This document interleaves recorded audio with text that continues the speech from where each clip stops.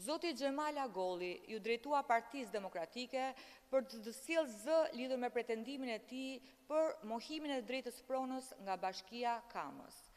Zotëria, si pronar i lishëm i pajisur me certifikat pronësie, plan e rilevimit dhe hartën kadastrale referente, denoncon përballjen e tij me një akt arbitrar të Bashkisë Kamës, e cila ka vendosur një tabelë në pronën e tij, duke shpallur atë si pronë të bashkisë. Në përgjigje të ankesës së zotit Agolli, me anë të shkresës së saj datë 24 shtator,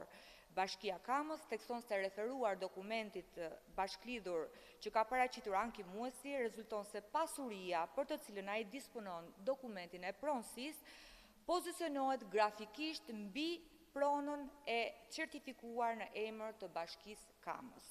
Në këto kushte, zoti Agolli i kërkohet të saksojë dhe të azhërnojë hartën kadastrale.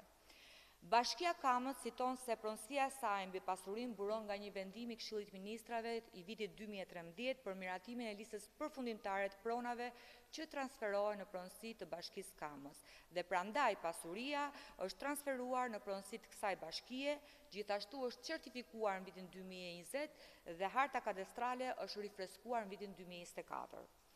Por zoti Agolli disponon një shkresë të vetë Bashkisë Kamës të datës 22 maj 2015, pra 2 vite pas miratimit të VKM-s mbi të cilën sot bashkia pretendon pronësinë, e cila konfirmon saktësimin e dokumentacionit si dhe numrin e pasurisë. Në këto kushte, Partia Demokratike kërkon nga institucionet përgjegjëse të reflektojnë në shqetësimin e qytetarëve për t'i dhënë fund abuzimit me të drejtën e pronës si një drejtë themelore e garantuar nga Kushtetuta e Republikës së Shqipërisë. Faleminderit.